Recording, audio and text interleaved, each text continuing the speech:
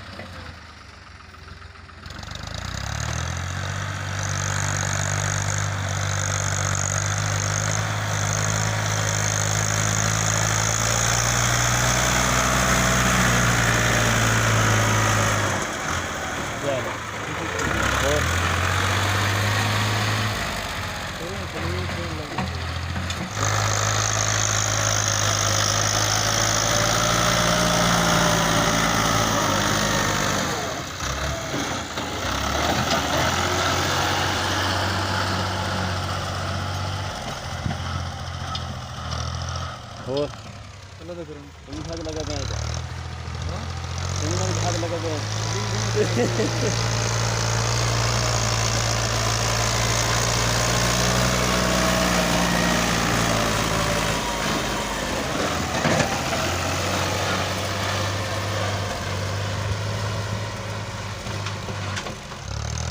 यार क्या बोले थे ठीक है।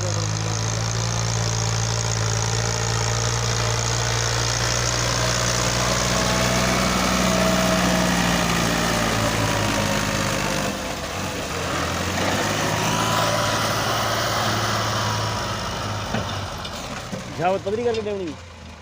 हाँ